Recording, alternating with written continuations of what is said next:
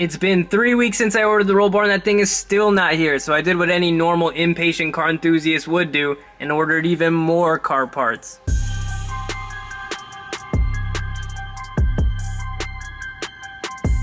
As you guys know, this is going to be the Drift Miata, aka the Drift Miata, dubbed by my homie Angel. If you're watching this, shout out to you. So I bought a couple things to keep the drift build moving forward, including the Sparco Sprint seat. This is one of the few seats that fit into a Miata without any modifications. I also bought the brackets to mount the seat, a fire extinguisher, the bracket to mount the fire extinguisher, an NRG steering wheel, the hub, and a quick release. I'm going to start off by installing the Sparco seat because it's the one I'm most excited about, and I'm honestly so tired of having this giant tear in the cushion, so I'm going to get started with that. This bolt was barely held in there, dude. This thing was so loose.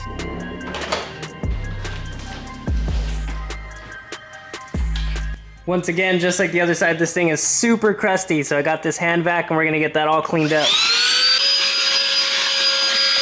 Still not perfect, but way cleaner, so now I'm gonna fit the seat into the car. I'm gonna grab the bracket and just kind of mock it up to where I more or less think that it would be a good fit, and then from there I can make minor adjustments as needed. My camera ended up dying yesterday, so I didn't record the process of putting the seat in, but the seat is in. There's only one issue. I can't figure out how I'm gonna run the stock seat belt, which I was gonna run harnesses anyway, so it's not a big deal. So for now, I'm just gonna leave the seat like that, and I'm gonna move on to disconnecting the battery so I can install the new steering wheel. Just to be safe, I'm gonna leave the negative terminal wrapped up in a towel like that, and I'm also gonna turn on the accessories like the headlights and the lights in the car, just to make sure I drain out any power that might still be in there.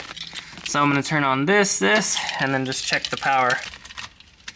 So we got no power, we should be good, but I'm still just gonna let that drain for about a minute or two before I start taking off the airbag. Again, don't wanna blow my face off with this thing. While I wait for all that battery to drain out, I'm gonna install the fire extinguisher to the bracket and the bracket to the floor. Once that's done, all the electricity should be out and I should be good to remove the airbag from the car.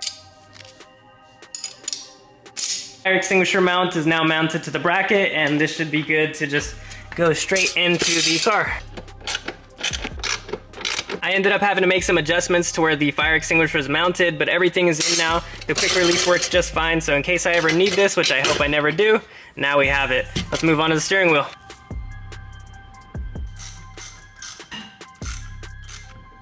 Now for the scary part, taking out the freaking airbag.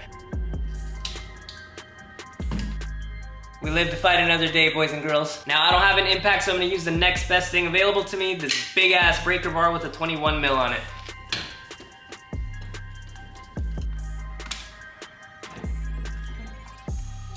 I didn't record some of this because it's really hard to record and install this at the same time, but I already installed the hub. Now I'm putting on the quick release. Once I put on the quick release, all I have to do is put on the steering wheel, and then we're good to go.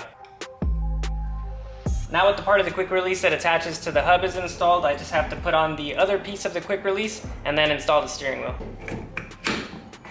I know that my steering wheel was slightly off-center to the right a little bit once I tightened down the nut that holds on the steering wheel. So what I'm gonna do is when I install the steering wheel, the NRG one, I'm gonna install it slightly at an angle to the right so that way it's center once I put it back to normal. I started running a little short on time, so I finished the rest of the steering wheel install off camera, but everything is in, so the steering wheel is aligned as good as I can get it. It's a little bit off center when I put it on. It's just slightly to the left, but nothing that an actual alignment can't fix. Other than that, I do have the fire extinguisher mounted and the seat is now in. So I'll end off the video with a couple of interior shots for you guys, but other than that, that's this week's update and I'll catch you in the next one.